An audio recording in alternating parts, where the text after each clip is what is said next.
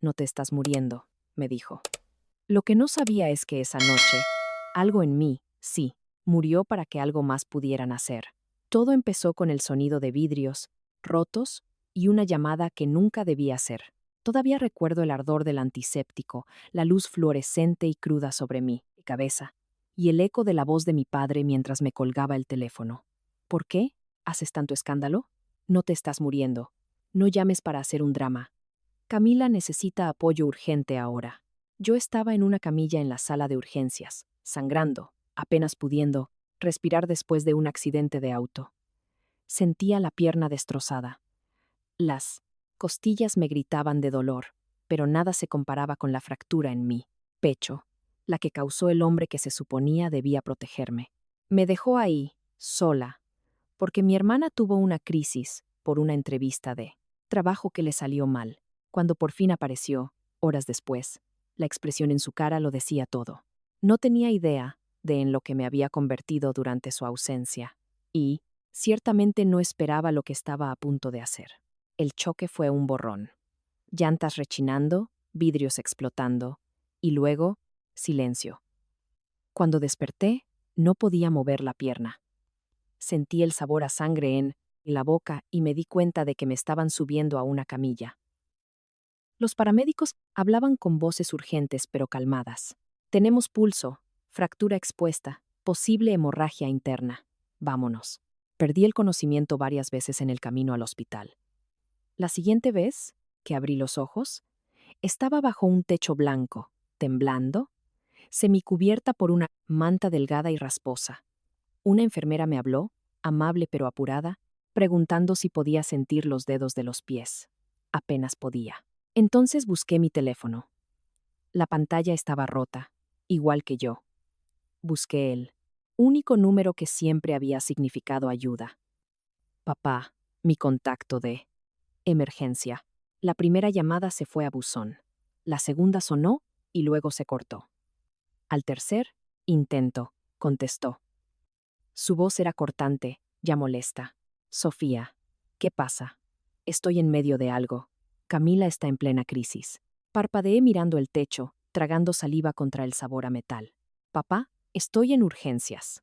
Tuve un accidente de auto. Creo que me rompí la pierna. Me interrumpió. ¿Te estás muriendo? ¿Qué? ¿Que si te estás muriendo? Porque Camila acaba de arruinar una entrevista que de verdad quería y está hecha un caos. Necesita apoyo en este momento. Estoy tratando de calmarla. No es momento para tus dramas. Papá, estoy sola, susurré. Creen que quizá necesite cirugía. Suspiró. No con miedo, no con preocupación, sino con fastidio. Eres fuerte. Vas a estar bien. No llames para hacer un drama. Camila me necesita ahora. Y la línea se cortó. Me quedé mirando el teléfono por un largo rato, tratando de entender lo que acababa de pasar. No el accidente, no el dolor, sino que mi padre, mi único familiar vivo, había elegido la crisis emocional de mi hermana por encima de mi trauma físico. Me quedé ahí, con el olor del antiséptico picándome la nariz, el bip de las máquinas como única compañía. La enfermera regresó, esta vez más gentil, y preguntó si alguien venía en camino. Asentí, aunque ya no estaba segura. Seguí mirando la puerta, esperando que apareciera, pero no llegó nadie. Y en esa espera, algo cambió dentro de mí. Por primera vez, me di cuenta de lo sola que estaba en realidad. No solo en esa habitación, sino en esta familia. Mientras yacía en esa habitación de hospital estéril, adormecida tanto por los analgésicos como por la incredulidad. La verdad comenzó a florecer dentro de mí como un moretón lento y ardiente. Esto no era nuevo. Siempre había sido así. Camila, la consentida. Camila, la delicada. Camila, la que necesitaba cuidados extra, paciencia extra, atención extra. Y yo era la fuerte. La que no necesitaba que la cuidaran. El espíritu independiente. Así lo llamaban cuando me hacían a un lado. Sofía está bien. Concentrémonos en Camila. Es que ella es más sensible. Recordé los cumpleaños. Los míos eran cenas tranquilas, mientras que los Camila eran fiestas en el jardín, con luces de colores y pasteles de 3 pisos. Recordé mi graduación de la preparatoria, cómo mi papá se perdió la ceremonia porque Camila tuvo un ataque de pánico por sacar un 8 en su examen final. Tú entiendes, ¿verdad? De verdad me necesitaba ese día, dijo. Y yo entendí. Durante años, me dije a mí misma que entendía. Incluso en la universidad, cuando tuve 2 trabajos para pagar la colegiatura, él le mandaba a Camila dinero para la renta y le compró una laptop nueva porque la suya le daba ansiedad.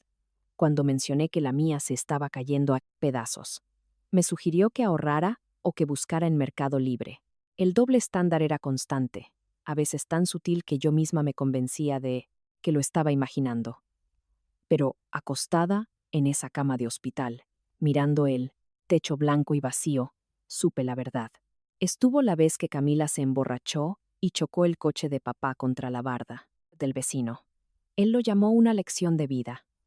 Pero cuando una vez se me olvidó llenar el tanque de gasolina antes de devolver el coche, me dio un sermón de 1 hora sobre la responsabilidad y el respeto. Camila siempre había sido la emocional, el alma creativa. Cambió de carrera 3 veces. Se mudó de ciudad 2 veces. Fracasó en sus prácticas profesionales y, cada vez, papá estaba ahí con abrazos, dinero y palabras de aliento. Yo conseguí un trabajo estable, pagué mis propias cuentas, me mantuve alejada de los problemas, y de alguna manera eso me hizo menos digna de su atención porque no lo necesitaba. Hasta ahora. Hasta que mi coche se salió de la carretera y lo necesité, no como proveedor, sino solo como padre. Para que viniera, para que se sentara a mi lado, para que le importara, y no lo hizo. Eligió a Camila otra vez. Una y otra vez, ella exigía y recibía. Yo aguantaba y era ignorada. Incluso cuando yo era la que estaba en la camilla, cuando los doctores hablaban de una posible cirugía y hemorragia interna. Pensé en todas las veces que me había tranquilizado con un es que se preocupa, más por ella porque le cuesta más trabajo. Pero ahora me daba cuenta de algo aún más pesado. Él nunca me vio realmente.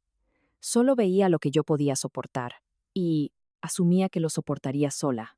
Esa noche, con el cuerpo fracturado y el corazón recién destrozado, dejé que la negación se desvaneciera.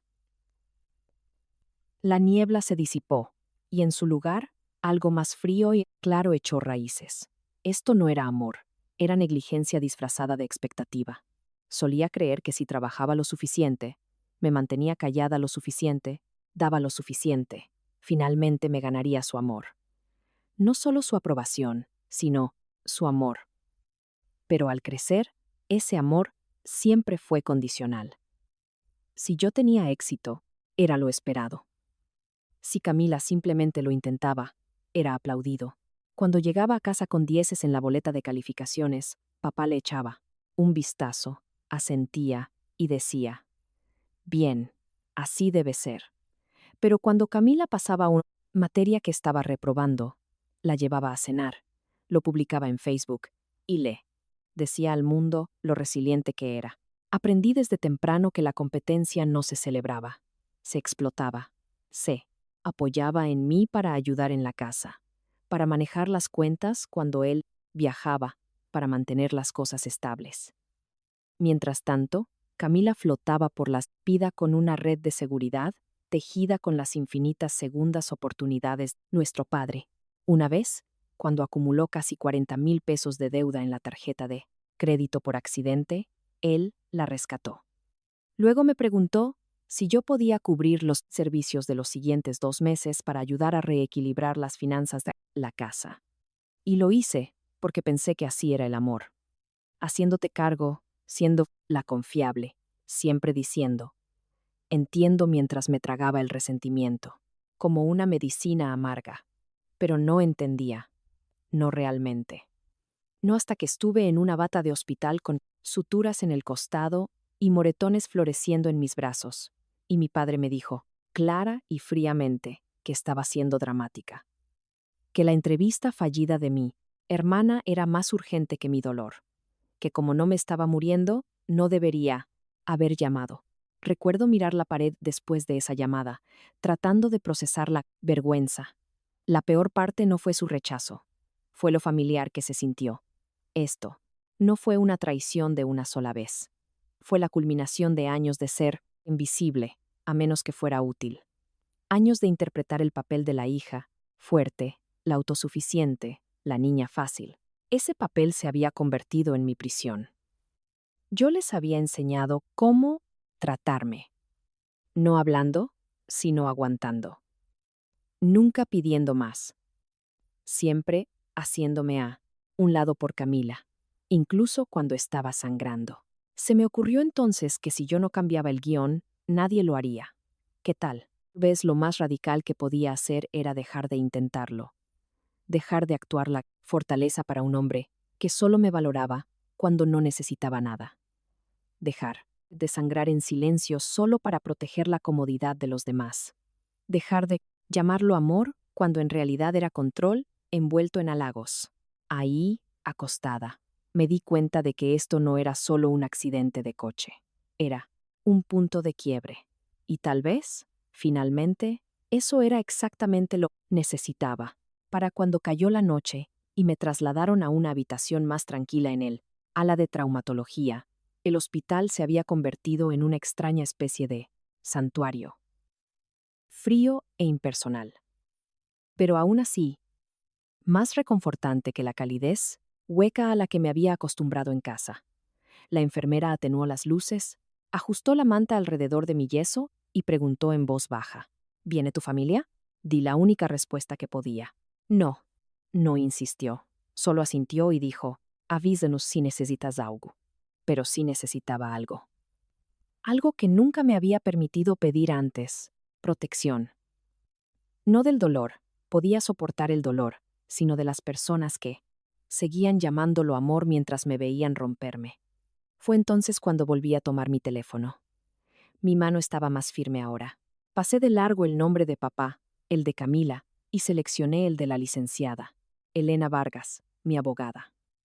Había trabajado con ella años atrás en un asunto vivienda. Nada importante, pero era competente, tranquila y amable. Y lo más importante, no me miraba como si estuviera exagerando. Cuando contestó, esperaba derrumbarme. En cambio, me sorprendí a mí misma. Licenciada, soy Sofía. Estoy. Estoy en el hospital. Hubo una pausa. ¿Estás a salvo? Preguntó al instante. Sí, físicamente sí. Pero necesito ayuda. Ayuda legal. Le expliqué todo. El accidente, la llamada, el desdén, los años de ayuda financiera que le había dado a mi padre y a mi hermana. Miles de pesos que había transferido en silencio a lo largo de los años, bajo el disfraz de ser la responsable. Su voz no vaciló. ¿De acuerdo? Entiendo. ¿Qué quieres hacer? Quiero cortar todo lazo con ellos, dije. Las palabras salieron como una confesión, pero se sintieron como una liberación. Quiero asegurarme de que no puedan acceder a nada. Quiero revocar todo lo que he firmado. Poder notarial, beneficiarios del testamento, acceso a tus finanzas. ¿Todo? No preguntó por qué. No lo necesitaba. En cambio, dijo: ¿tienes documentación del apoyo que les has dado? Asentí por reflejo, y luego agregué: sí. Empecé a guardar los registros hace meses.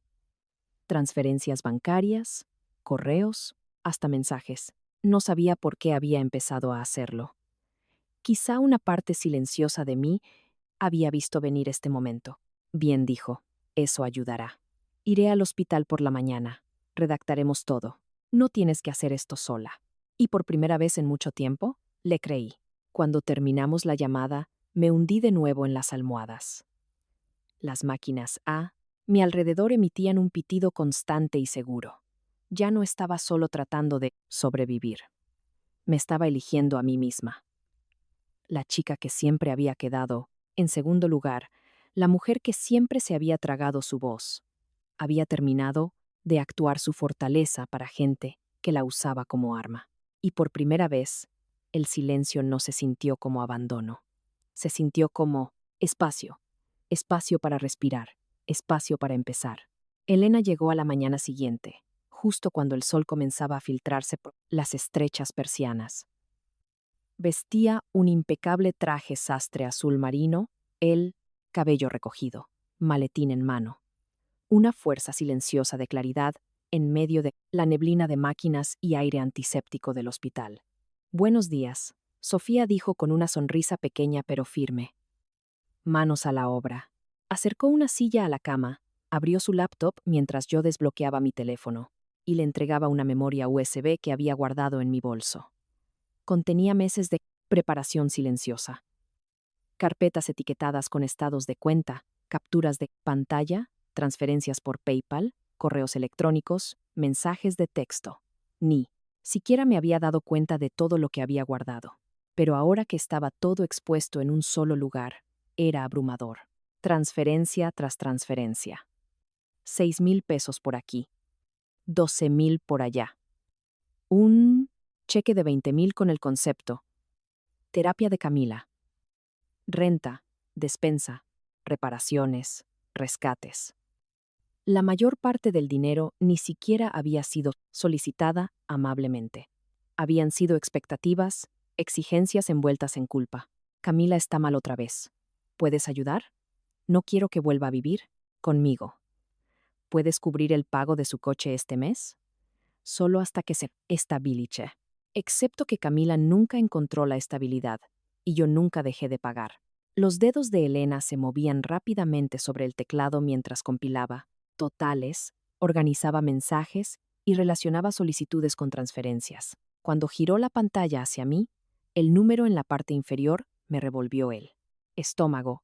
Casi 2 millones de pesos desaparecidos en 5 años. Podría haber sido el enganche de una casa. Mis deudas universitarias liquidadas. Un negocio iniciado. Una red de seguridad construida. En cambio, era el rastro de mi silenciosa autoanulación que había dejado para mantener la paz. Elena levantó la vista. Esto no es solo generosidad. Es un patrón de dependencia económica que, por el tono de los mensajes, raya en la coacción. Tragué saliva. ¿Parezco una tonta? No dijo sin rodeos. Pareces alguien a quien condicionaron a creer que el amor se gana con sacrificios. Esa frase rompió algo dentro de mí, porque eso era exactamente. Cada vez que pagaba, cada vez que cedía, no solo estaba evitando un conflicto, estaba persiguiendo una conexión, esperando que tal vez esta vez él dijera gracias, que tal vez esta vez Camila me lo agradeciera, que tal vez esta vez me vieran.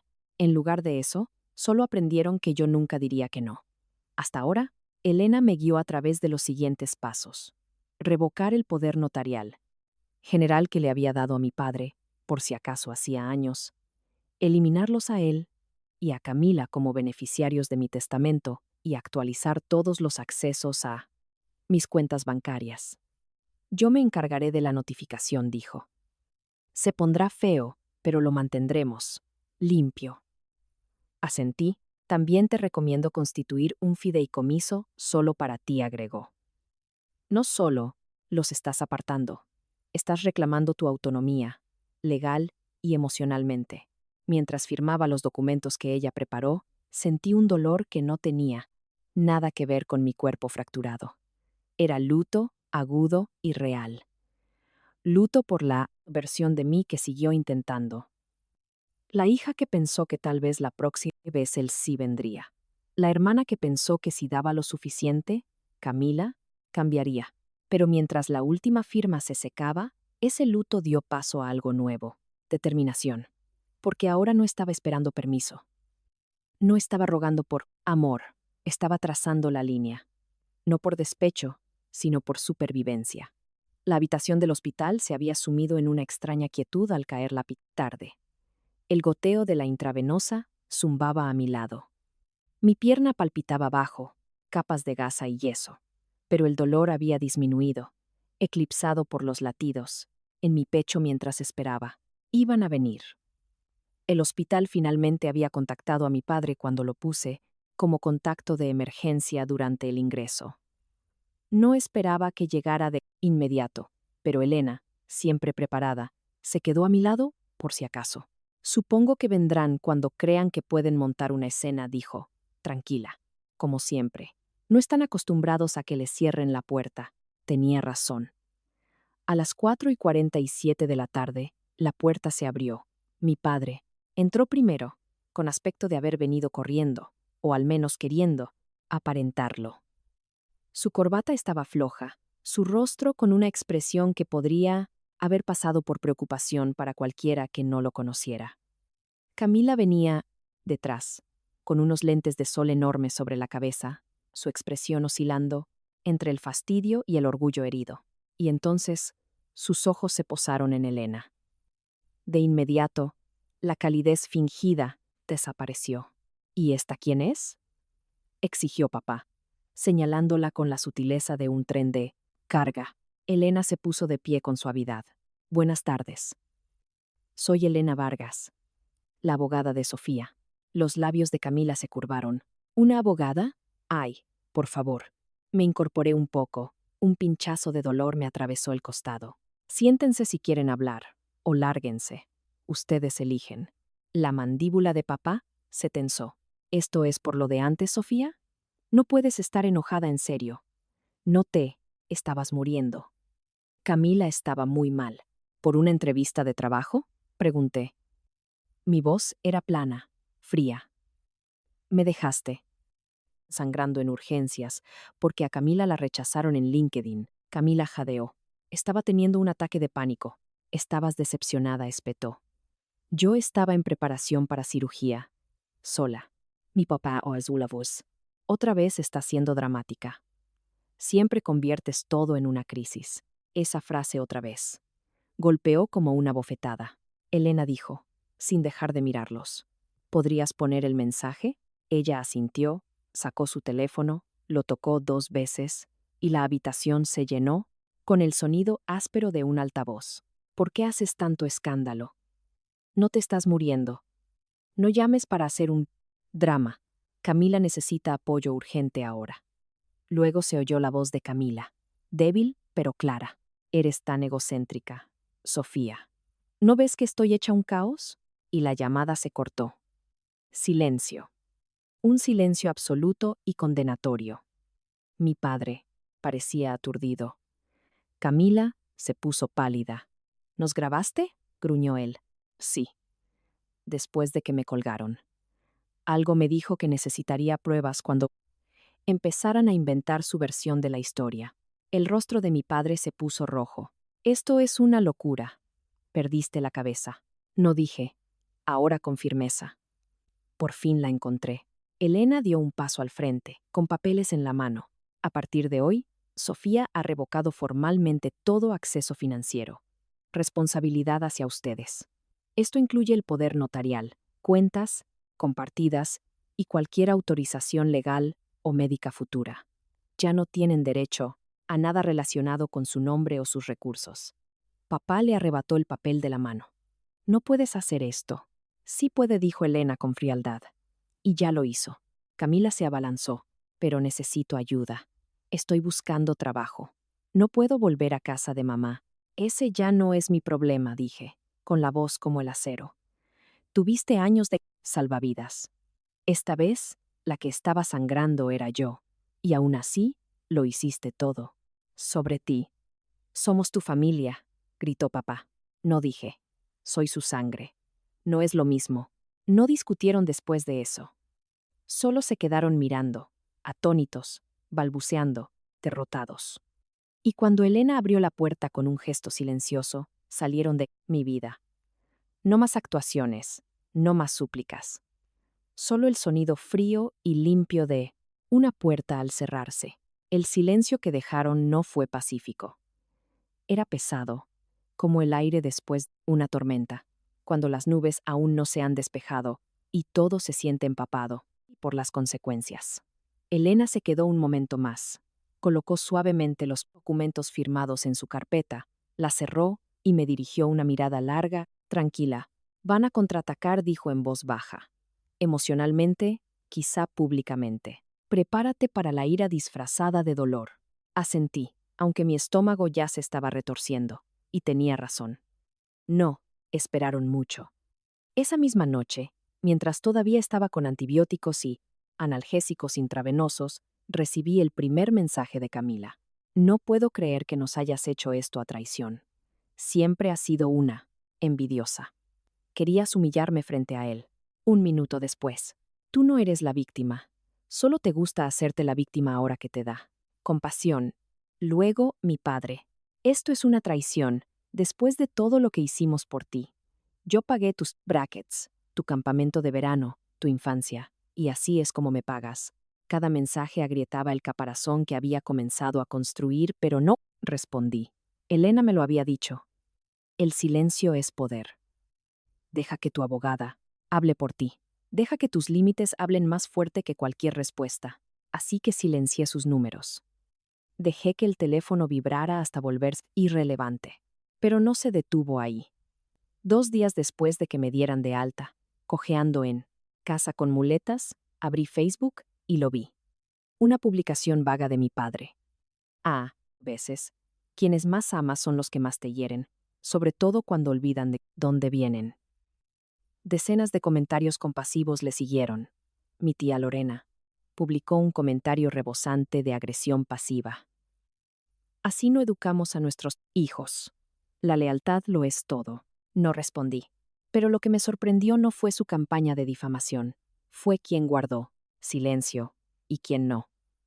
Mi prima Julia, a quien no había visto desde una carne asada familiar hacía 3 años, me envió un mensaje privado.